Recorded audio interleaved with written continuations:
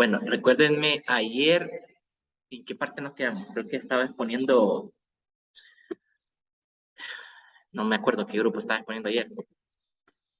Voy a ver aquí mis anotaciones, si me recuerdan por mientras.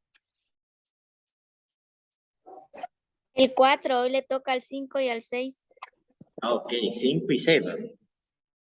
Lee, pero hay un grupo que no expuso, no sé si fue el 2 o 3, no sé. Sí, Pero me sí hay parece uno que... de los... No, aquí lo tengo, el 2. Aquí lo tengo.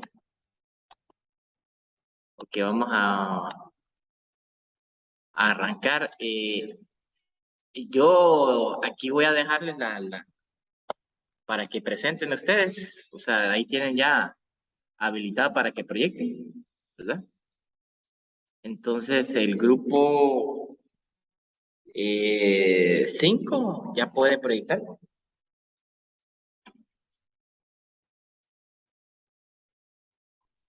Grupo 5. El grupo 5 tengo a Carla, Irene, Carlos Jafet, Edil, Samuel, Claudia. Ese es el grupo 5. Pueden proyectar ahorita en este momento. Y les pediré lo mismo al grupo 6 y grupo 2 si es que está listo. Que tengan todo listo ya para proyectar. Ya para salir de esto.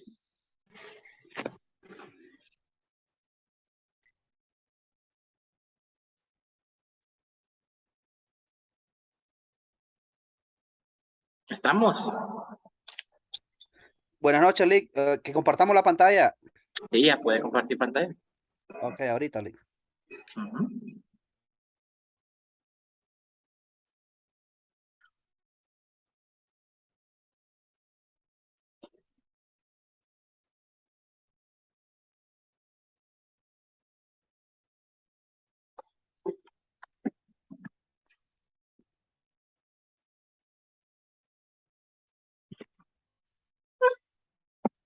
Ok, adelante.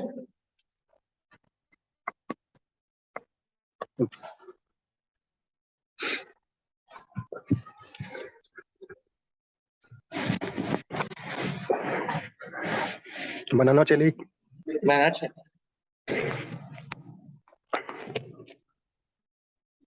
Es el...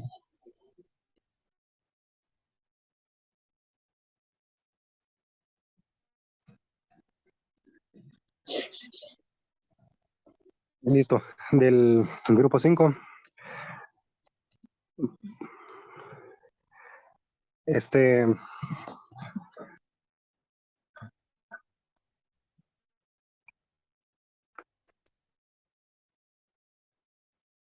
Adelante.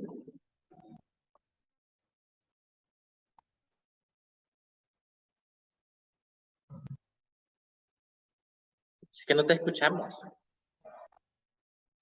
No sé si lo demás lo escuchan a Carlos.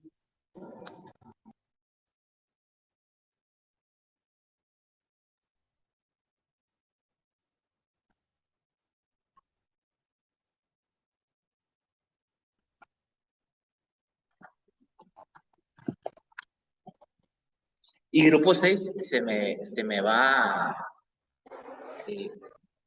listando, por favor, para ir saliendo ya con esto.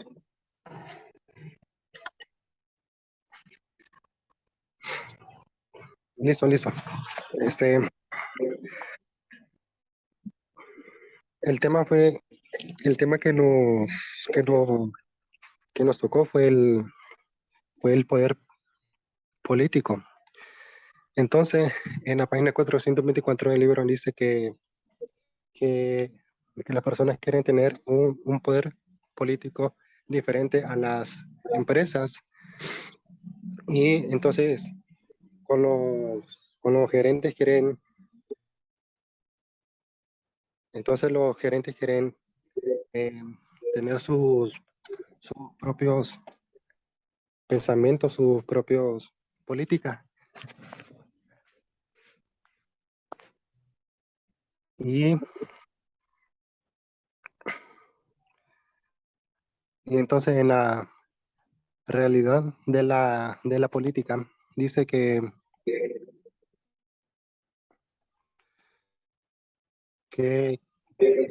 gerentes,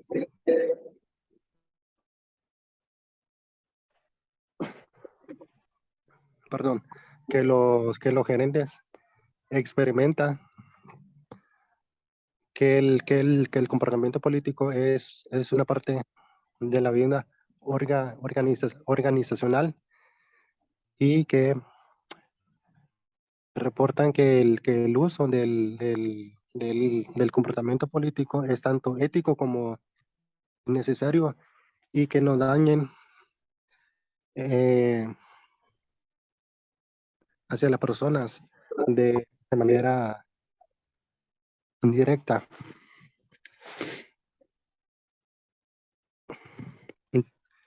Describen que, que- que la política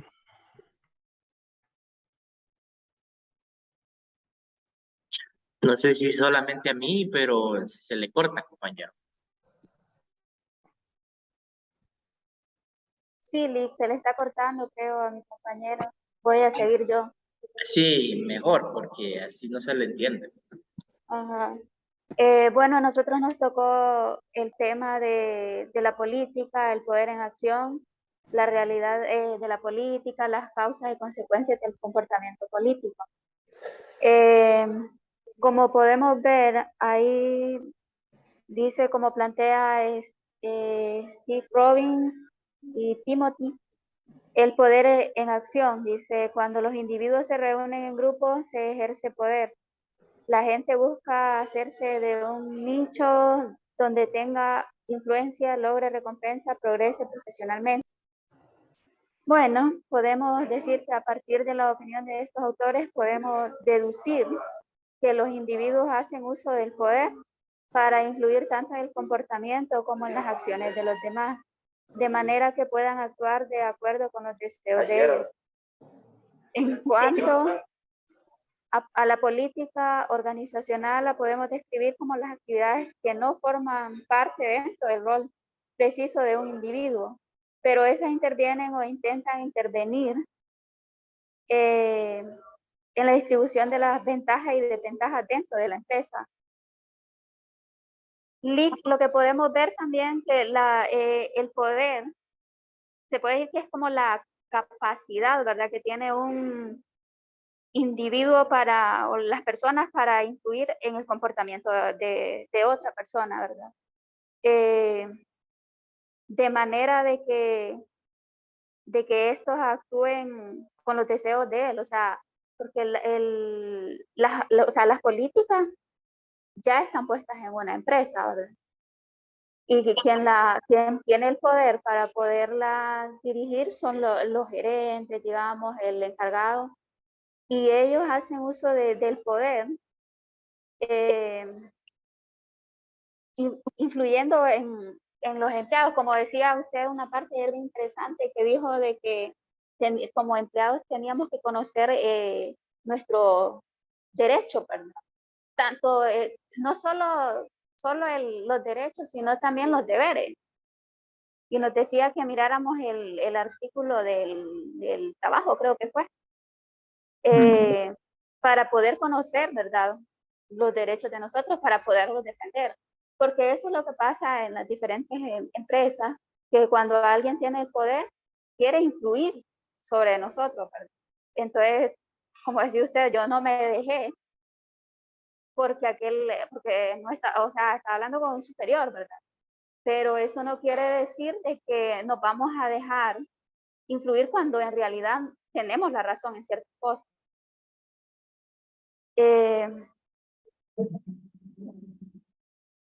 La realidad de la política, dice, las empresas u organizaciones están compuestas por grupos y personas, cada uno con diferentes valores, metas e intereses, lo que da lugar al riesgo de que puedan suceder conflictos por los recursos son limitados.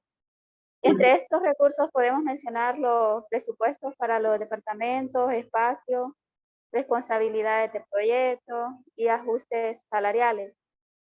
Si esto diesen abasto para cubrir los intereses de personas, podrían disminuir los malentendidos y las competencias entre los miembros de las organizaciones.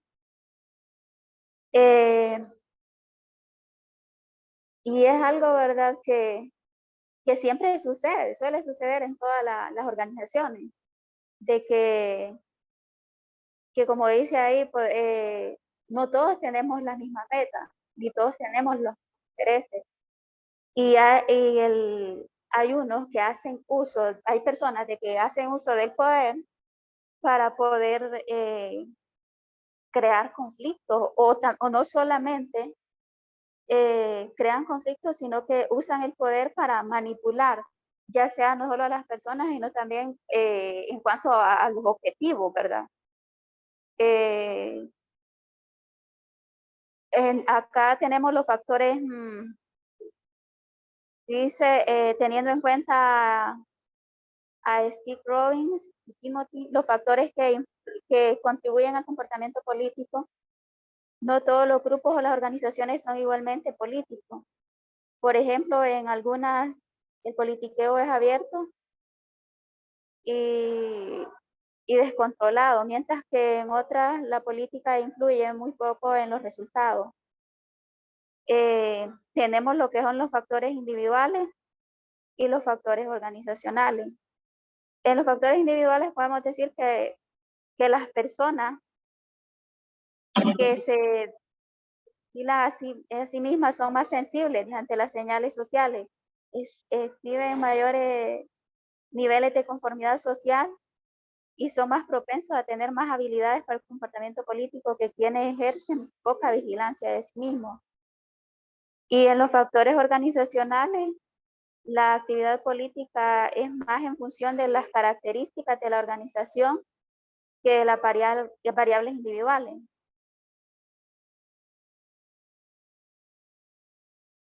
Ok. Donde podemos ver los factores que influyen tanto en los factores individuales como en las organizacionales. No sé, mi compañero Edil creo que va a seguir. Buenas noches, Lick. Buenas noches. Compañeros, ¿me escuchan? Sí, sí, sí. Sí, Bueno, Edith. a continuación tenemos lo que son las figuras que nos pedía. Figura 1, que tenemos un mapa conceptual, siempre del mismo tema, ¿va? Que los compañeros están mencionando, que se refiere al poder, ¿va? La palabra poder es un término muy amplio y no solo se utiliza en la política, también se utiliza en multitudes de áreas, ¿va? En este caso nos estamos refiriendo a lo que es lo que es el político, que es la capacidad que tiene un actor o un conjunto de ellos a someter a varias personas que aceptan las decisiones tomadas. Y ahí va como lo que mencionaba, que puso de ejemplo a usted, la decisión, que pueden tomar decisiones ahí la persona si las va a ejecutar, porque si son decisiones que están de acuerdo a la ley, que sean correctas o que sean incorrectas, va. Pero ahí va de cada quien que la va a ejecutar. Y tenemos lo que son los factores, dice, factores que influyen en el comportamiento. Aquí lo que tenemos es a continuación un mapa mental, que están los factores individuales y factores organizacionales. Locus de control interno, inversión organizacional, expectativas de éxito, alternativas de trabajo percibidas, muchos empleados con autovigilancia, altos niveles de personalidad maquiavélica, dice. En los factores organizacionales, resignación de recursos, oportunidades de ascensos, escasa confianza, ambigüedad en los roles, toma de decisiones democrática, precisiones para un buen desempeño, altos directivos que buscan su propio beneficio.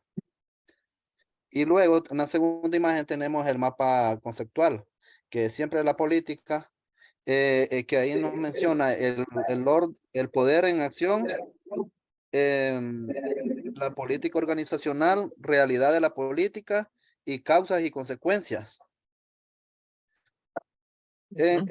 Ahí podemos observar el poder en acción. los empleados convierten su poder en acción. En lo que está política organizacional, actividades que no forman parte del rol formal de un individuo. Realidad de la política, dice. Las organizaciones están constituidas por individuos y grupos con valores, metas e intereses diferentes. Las causas y consecuencias. Características individuales derivadas de las casualidades únicas de las personas que contrata la organización u otros son los resultados de la cultura organizacional o del ambiente interno.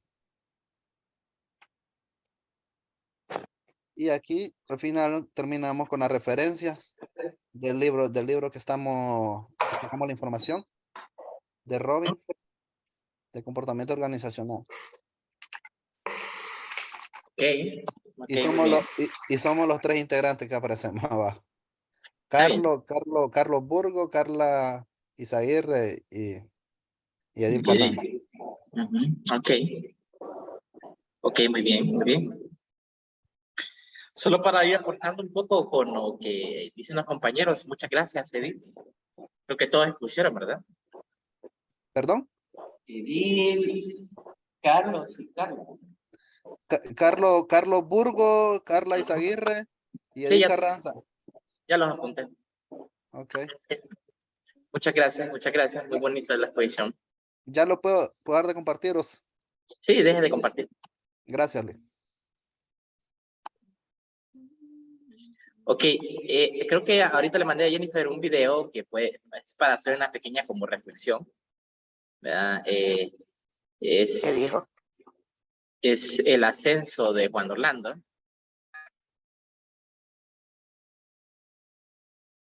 Yo les recomiendo que la vean. Esto es un poquito, 15 minutos más o menos dura.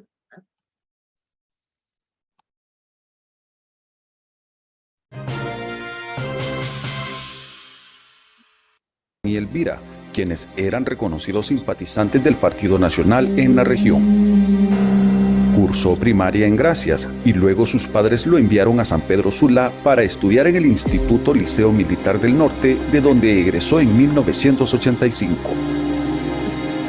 Después se matriculó en la carrera de Derecho en la Universidad Nacional Autónoma de Honduras y como estudiante inició su carrera política liderando la Asociación de Estudiantes de Derecho desde 1988 a 1989. A inicios de la década de los 90 fungió como docente universitario en la UNA. Paulatinamente asesoró al primer secretario del Congreso, que curiosamente era su hermano Marco Augusto Hernández. The ancient Egyptians understood that they could use sound to reduce their weight. Su formación académica continuó fuera del país. En 1995 egresó de la Universidad Estatal de Nueva York como máster en Administración Pública con orientación en Administración Legislativa. Para ese tiempo, Hernández ya tenía recorrido como dirigente del Partido Nacional, y es que en 1993 fue coordinador departamental del Empira. Luego, con ayuda del equipo de trabajo del líder nacionalista Roberto Martínez Lozano, impulsó su primera candidatura al Congreso Nacional, siendo electo el 30 de noviembre de 1997 y ejerciendo su cargo a partir de 1998. Su trayectoria apenas comenzaba, pues el 25 de noviembre de 2001 fue reelecto como diputado y su partido lo nombró como líder por Porfirio Lobo Sosa. Su crecimiento como líder de partido se materializó en 2010, cuando alcanzó la presidencia del Congreso Nacional. Les recomiendo que lo vean este video. Es bastante interesante ver cómo un político puede crecer en Honduras, ¿eh? Y cómo esperar la paz y la tranquilidad de mi pueblo. Cómo las instituciones pues se doblegan ante el poder. Entonces estamos hablando del poder político aquí. Fíjense bien, esta frase a mí me llega de Juan Orlando. Que Se convirtieron en el hombre más poderoso de Honduras. Voy a hacer lo que tenga que hacer para recuperar la paz y la tranquilidad de mi pueblo. Entonces, bueno, este video ustedes ya saben lo que está pasando con Juan Orlando. Ya está señalado por el Distrito Sur de Nueva York como un capo de alto nivel. Y yo no me cabe la menor duda de que este caballero va a terminar igual que el Chapo Guzmán refundido en la cárcel. Pero lo que, al contexto que les quiero yo llegar con esto del poder político es cómo una persona con poder puede, de cierta forma, influir en las instituciones. A tal grado de que las instituciones le tienen miedo. Pues. Pero yo les digo algo, pues, o sea, hay una frase que este video saca, ¿verdad? Casi al final, y es súper interesante, de cómo la justicia, los cuerpos legales, a pesar de que le dieron la espalda a la justicia por mucho tiempo, pero la ley siempre prevalece, ¿verdad? Entonces, este es un mensaje, les voy a poner la última parte, ya cuando Orlando está casi perseguido por los cuerpos de seguridad. Cae porque nadie Miren esta puede ser parte. eterna. Casa de gobierno, sino en el escuadrón de los cobras.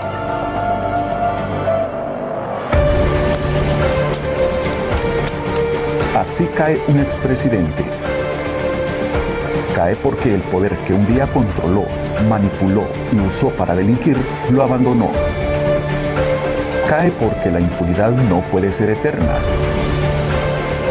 Cae porque aun cuando en Honduras los entes persecutores del delito se confabularon y le dieron la espalda a la legalidad, siempre la justicia termina imponiéndose.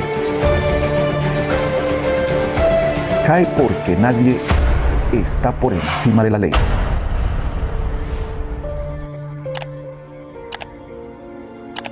Sin ventajas, habrá justicia.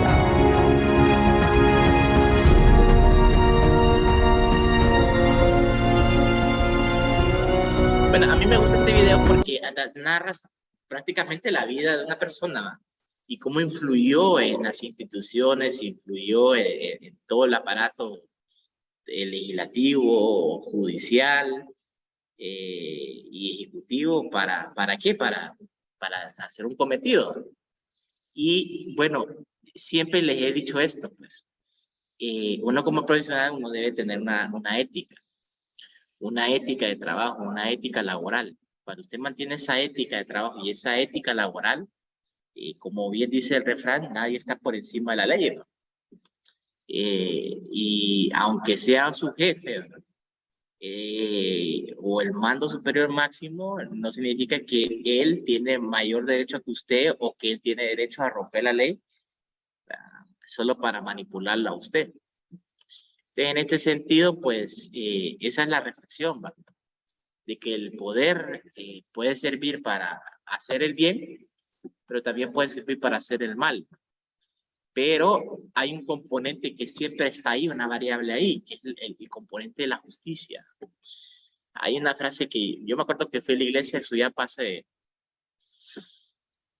como unas 2 semanas, más o menos, y me acuerdo una reflexión que hizo el padre en la Eucaristía.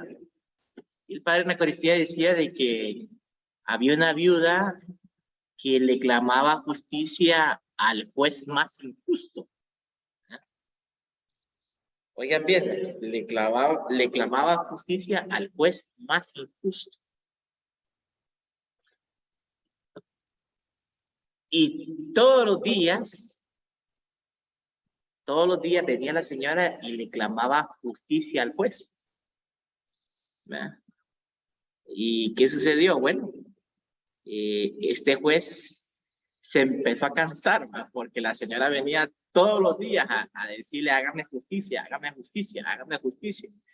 Bueno, resulta que el juez, de tanto que le reclamó la gente, la viuda, perdón, el hombre accedió y le hizo justicia a la viuda.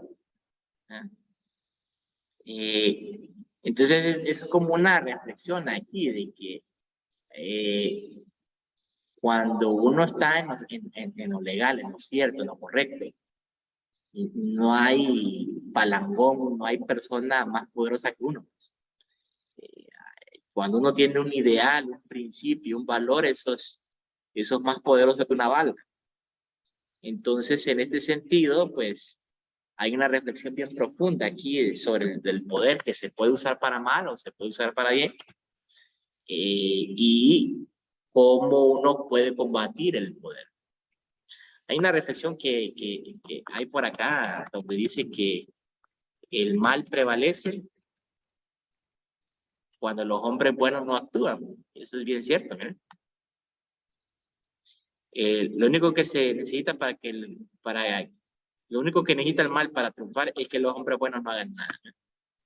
Edmund Burke. Dicen que el mal prevalece cuando los hombres buenos no actúan. Deberían de decir sencillamente el mal prevalece. El señor de la guerra. Bueno, vamos a continuar con el grupo 6 para no estar extendiéndome más. Grupo 6, ¿están listos? Solo estoy yo, Lick, pero no puedo compartir pantalla. Sí, ya está activada la pantalla. En el grupo 6 está Genesis, Dana, Kirian, Axel y Francis. Sí, es que no estoy en el celular mío. Y no tengo computadora, se me arruinó. Y los otros compañeros no se conectaron. Bueno, pero ahí tenemos un problema. Yo le acepto, pero con puntos menos la próxima. ¿Estamos? Pues sí, ni modo. Puntos menos, ¿no? Ok, entonces creo que esto sería todo por hoy, compañeros y compañeras. No sé si hay otro grupo que me haga falta. No. El grupo 2, prof. Lick, perdón. ¿Está lista? Sí. Ok, adelante, proyecta entonces.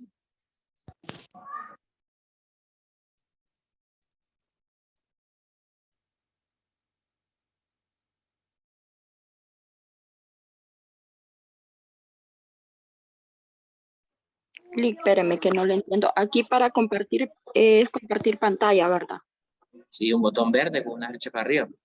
Ajá. Y luego le doy pantalla, ¿verdad? Sí. Ok.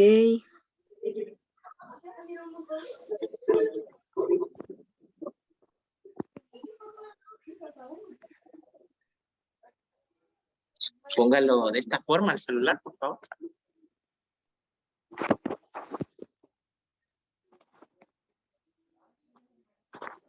Ajá. Y ahora proyecto. Espéreme, Lick. Para entrar al documento. No, o sea, hace el mismo procedimiento. No, ahí dejo de proyectar, compañero. Ajá, le doy compartir, luego pantalla, ¿verdad?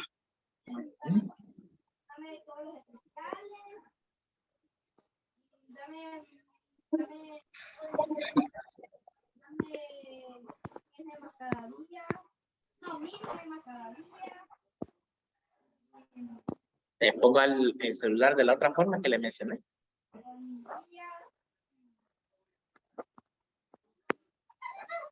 Ajá. Sí, ahí lo puse ya, pero no sé si se está compartiendo ya. Sí, se está compartiendo, ¿está bien? Ya, ok. Bueno, buenas noches, licenciado y compañeros. Soy del grupo número 2. Mi nombre es Lidia Videa y les voy a hablar un poco del liderazgo carismático y del liderazgo transformacional. Vamos a comenzar con el liderazgo carismático. El sociólogo Max Weber definió el carisma como cierta cualidad en la personalidad de un individuo, lo cual lo separa de la gente común y hace que se le trate como si estuviera dotado con poderes o cualidades supernaturales, sobrehumanas o al menos bastante excepcionales. Vemos aquí que nos habla del carisma, ¿verdad? Cuando un líder tiene carisma no solo lidera, sino que hace que lo sigan, ¿verdad? Y la imagen de un líder es realmente muy importante. Pues como ejemplo podemos ver que cuando una persona, por ejemplo, va a votar en unas elecciones, lo hace muchas veces porque se guía hacia el político y no hacia el partido, ¿verdad? Que este sigue. Porque quizás esta persona vio en este político muchas cualidades o que tenía mucho carisma, ¿verdad? Y varios estudios han tratado de identificar las características de los líderes carismáticos. Son visionarios, están dispuestos a correr riesgos personales en aras de lograr esa visión. son sensibles a las necesidades de los seguidores y exhiben conductas extraordinarias. Aquí vemos que nos habla que son visionarios, ¿verdad? Cuando un líder es visionario es porque prácticamente tiene que tener una visión clara, ¿verdad? Porque puede preguntarse qué es lo que voy a hacer en el futuro, dónde voy a estar, si voy a estar cumpliendo mi objetivo, o si voy a estar demostrando a nuestros empleados, a los proveedores, podríamos decir, y al mercado si está teniendo éxito, ¿verdad? Y tenemos como otro punto una pregunta, ¿verdad? ¿Los líderes carismáticos nacen o se hacen? En este caso, pues la respuesta a ambas es que sí, porque algunos nacen con características que los hacen carismáticos. Y también la segunda, porque también es posible capacitar a los individuos para que tengan comportamientos carismáticos. Por ejemplo, un líder puede capacitar a uno de sus empleados para que éste en un futuro pueda tener carisma y que lo puedan seguir, ¿verdad? Y pueda ser un líder. Y tenemos, vamos a ver, cómo influyen los líderes carismáticos en sus seguidores. Comienza con la creación de una visión atractiva. En esto, como les mencionaba anteriormente, ¿verdad? Porque tiene que tener una visión clara de qué es lo que va a hacer en el futuro. La expresión formal de la visión, misión de una organización. Como sabemos que en toda organización, ¿verdad? Hay una misión y una visión. Y como líder, pues tenemos que dar a conocer esto a nuestros empleados, ¿verdad? Para poder alcanzar los objetivos. Tenemos con palabras y acciones, exhiben un comportamiento que despierta emociones y a menudo es poco convencional para demostrar valor y convicción hacia la visión. Vamos a ver, cuando hablamos de influir, ¿verdad? Vemos que el carisma cautiva en cierto modo a las personas y hace que éstas pues lo apoyen, y también es importante recalcar que la persona tiene que tener seguridad y confianza, ¿verdad? Porque así lo pueden seguir por estas cualidades. Vamos a ver, el liderazgo carismático eficaz depende de la situación. Las personas que laboran para líderes carismáticos están motivadas para hacer un esfuerzo adicional y debido a que se sienten respeto y agrado por su líder y expresan mayor satisfacción. En este caso, ¿verdad? Cuando habla de carisma, vemos que un líder cuenta con carisma porque puede generar resultados positivos o negativos, dependiendo de cómo lo genera, ¿verdad? Las personas son muy receptivas ante un líder carismático cuando viven una crisis, cuando están estresados o cuando temen por su vida. Y los líderes carismáticos son capaces de reducir el estrés de sus empleados, quizás porque logran que su trabajo parezca menos significativo e interesante, y podemos ver que hay que considerar mucho la autoestima. Este punto yo creo que es muy importante, Lick, porque yo creo que una persona que tiene un buen carisma es porque tiene una autoestima alta, ¿verdad? Y como otro punto tenemos el liderazgo transformacional. Son quienes guían a sus seguidores hacia metas establecidas al aclarar los requisitos del rol y de la tarea. Los líderes transformacionales inspiran a sus seguidores para que trasciendan sus intereses personales por el bien de la organización y puedan tener un efecto extraordinario sobre ellos. Los líderes transformacionales son más eficaces porque son más creativos, pero también alientan a sus seguidores a ser más creativos. En este caso, pues, vemos que los trabajadores con un líder de este tipo, que se refiere a los transformacionales, tienen mayor confianza en su habilidad para ser creativos en el trabajo. Vamos con el modelo completo del liderazgo. Hablábamos anteriormente de los líderes transformacionales, ¿verdad? Pero también están los líderes transaccionales, que estos son los que guían o motivan a sus seguidores en direcciones de las metas, aclarando el rol y requerimiento de la tarea. El liderazgo transformacional se construye sobre el líder transaccional, y produce mayores niveles de esfuerzo y desempeño de los seguidores. Vamos con la evaluación transformacional. Ha recibido un respaldo impresionante a diversos niveles de puestos de trabajo y ocupaciones.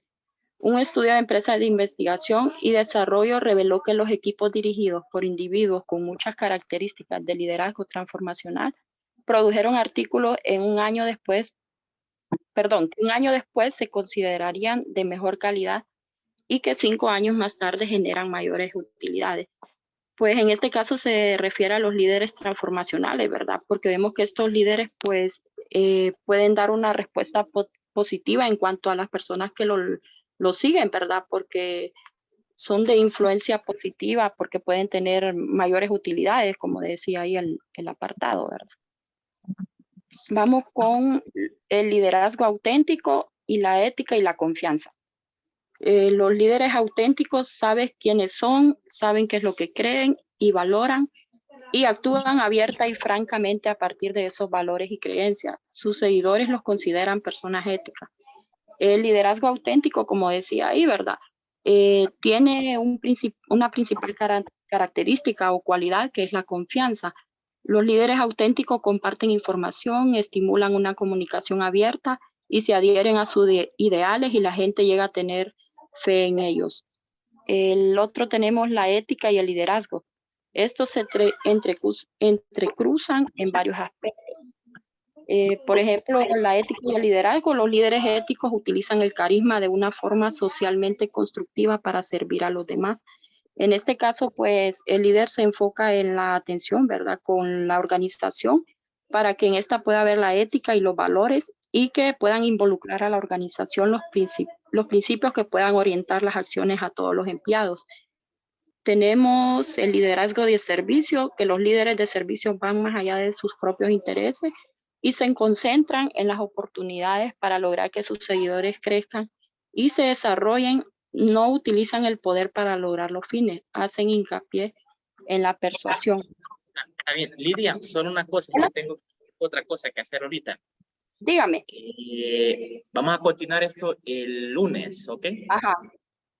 Y dejamos la clase así por hoy y nos miramos el día lunes. Cuando usted continuamos, nos explica, termina de explicar lo de los liderazgos, ¿ok? Ah, los liderazgos. Ah, ok. Perfecto. Sí, pero vamos a esto para el lunes, ¿ok? Sí, está bien. Ok. Perfecto, compañeros y compañeras. Pasen muy buenas noches. Nos miramos entonces el día lunes, ¿ok? Saludos y tengan un buen fin de semana. Ok, igual, Ok. buenas noches. Buenas noches, Lick. Buenas noches. Buenas noches.